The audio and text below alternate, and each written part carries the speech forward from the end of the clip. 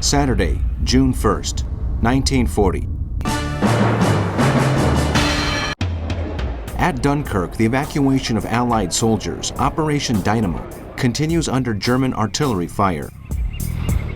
RAF and the Luftwaffe planes engage in combat in the skies above the beaches.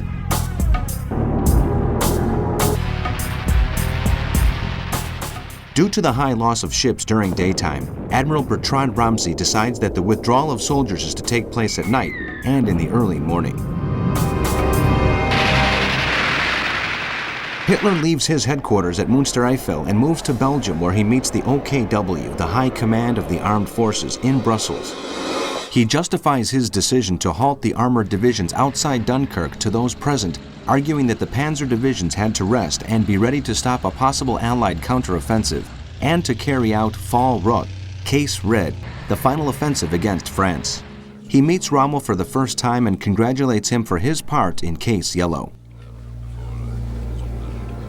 From Italy, Mussolini offers Hitler his help in the occupation of France. The Nazi leader declines his offer, saying to General Wilhelm Keitel, "This fool said that his country wasn't prepared for war, and now he is in a rush to share the spoils." In London, the Allied Council of War tells the Norwegian government in exile that their campaign in Norway is over and that they are withdrawing from Narvik. The U.S. Department of War, under orders from President Roosevelt, is to send surplus arms to Great Britain and France. In the naval war, U-37, commanded by Commander Victor O'Hearn, sinks the Greek ship Iona, and U-58, captained by Herbert Kupich, sinks the British ship Astronomer.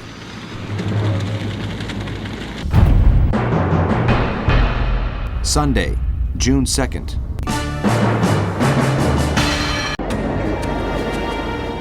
In Operation Dynamo, the evacuation of soldiers is coming to an end. Most of the men left are French guarding the defensive perimeter around Dunkirk, engaged in heavy fighting with the German 18th Army, which is pushing them towards the coast.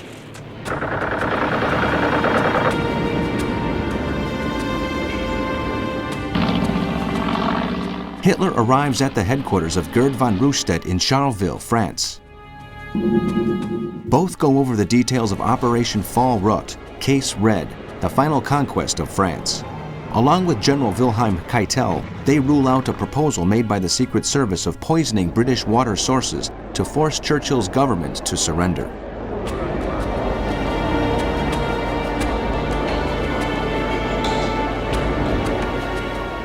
Keitel believes the plan would mainly cause suffering to the civilian population and turn the Anglo-Saxon world against Germany. Hitler, on the other hand, after his victory over France, believes the British would surrender. "Once this happens, we must be ready to settle scores with the Bolsheviks," he warns. In London, at a meeting of the War Cabinet, Sir Hugh Dowding, commander of RAF Fighter Command, warns that if they are to face a German air attack, he cannot offer any guarantees of success due to the overwhelming superiority of the Luftwaffe. In Tokyo, the Japanese press states that the Allied downfall in Flanders marks the end of the Western powers. In the Battle of the Atlantic, U-101, commanded by Fritz Fraunheim, sinks the British ship Polycarp.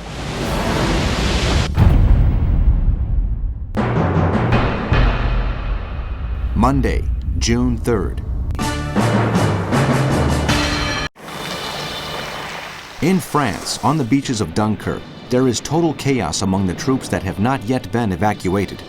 Military discipline has broken down, soldiers abandon their units and flee in desperation to embark on the last boats, while the wounded are left behind. The German troops are now only 3 kilometers from the sea. Hermann Göring orders Operation Paula to start, the forerunner of Fall Rot, Case Red. 500 Luftwaffe airplanes attack strategic points in Paris. Airfields and cities in central and southern France as far as Marseille are bombed.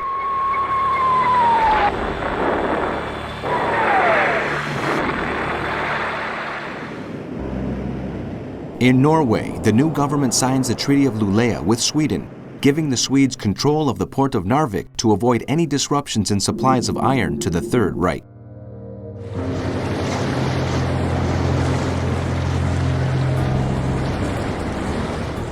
Mussolini, hoping to play a part in future peace negotiations, informs Hitler that Italian troops will invade the southeast of France on the 10th of June. The Nazi leader is unimpressed.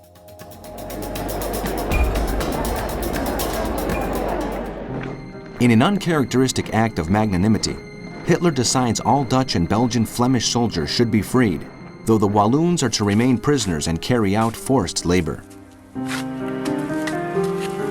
In the US, President Roosevelt's government considers the construction of a larger fleet than planned in the case of German forces occupying Britain.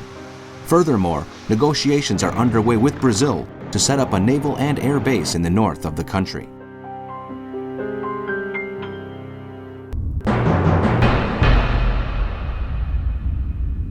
Tuesday, June 4th. Operation Dynamo is over. The last soldiers it has been possible to evacuate from the beaches of Dunkirk leave on destroyer HMS Shikari. In total, 330,000 Allied soldiers have been removed to Britain in an evacuation operation the likes of which have never been seen before and which will influence the course of the war. Armaments are left behind and the Allies have lost 30,000 men, 177 planes, and 9 destroyers. The Germans have lost 160 planes and 10,000 soldiers. Finally, Dunkirk is occupied by the forces of the Reich, and 35,000 soldiers of the French army fall into the hands of the Germans, along with 100 Matilda tanks, which the Wehrmacht technicians will study closely. In London, Churchill claims in the House of Commons that Operation Dynamo has been a miracle.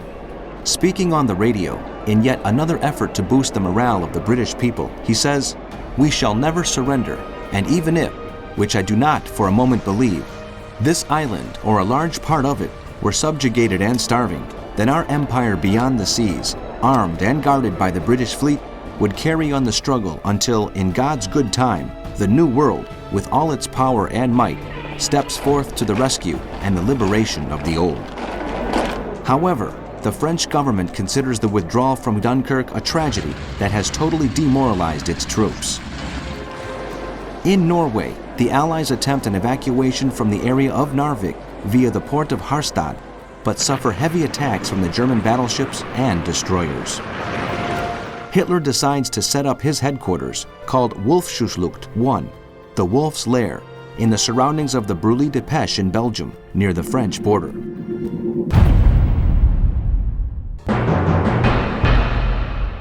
Wednesday, June 5th. At 4 o'clock in the morning, the battle for France, Fall Rot, or Case Red, begins. From the land and air, the Germans bombard the Allied Wagen Line, which follows the course of the Somme and Ainse rivers for 600 kilometers from the Atlantic coast to the Maginot Line. They are faced by 64 divisions formed by the Third Army, commanded by General George Besson, in position along the Somme River, the Fourth Army, commanded by General Charles Hunziker, along the Aisne River, and the Second Army of General André Prételat on the Maginot Line. These are supported by 2 British divisions. The Wehrmacht has deployed 119 divisions formed by Army Group B, Heres Group B, led by General Fedor von Bock, which attacks the French along the River Somme with the aim of reaching the banks of River Seine to the west of Paris. Army Group A, Heresse Group A, commanded by General Gerd von Rundstedt, heads towards the River Aisne and River Meuse to hit the rear of the Maginot Line to the east of Paris. Army Group C, Heresse Group C, under the orders of Wilhelm von Lieb, attacks the Maginot Line. These forces are joined by panzer divisions commanded by Generals von Kleist and Guderian. In Paris, the lack of confidence in the army leads Prime Minister Paul Reynaud to name General Charles de Gaulle Vice Secretary of National Defense. In Rome, British embassy staff leave Italy and the government of Mussolini breaks communications between Sicily and Malta. In the Sea War, U-48, commanded by Hans Rudolf Rossing, sinks the British ship Stancourt.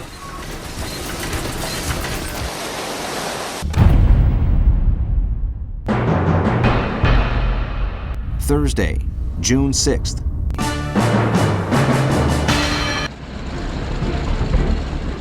In France, the thrust of the German armies breaks the Allied front on the River Somme, and the panzer divisions force a gap in the forces of General René Altnier, while General Edouard von Kleist's men engage in heavy combat to the east of Amiens, with the French troops under General Albert Frère trying to block their way towards Paris. Meanwhile, Heinz Guderian's tanks attack the Allied positions of General Edward Recien along the banks of River Eins.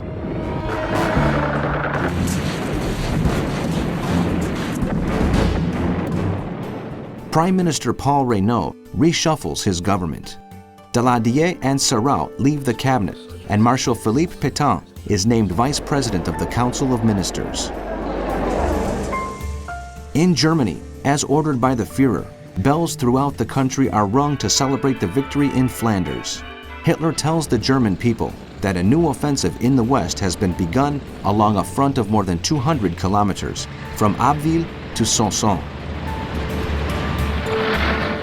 This battle will make history as the most destructive one of all times, he says.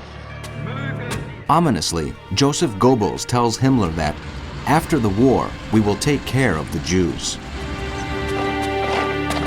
In Italy, Mussolini, set to enter the war, orders nighttime blackouts in all cities for fear of British air attacks.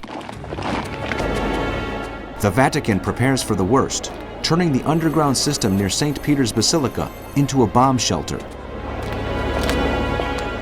Meanwhile, there is no let-up in the sea war. U-46, commanded by Engelbert Endras, sinks the British ship Carinthia.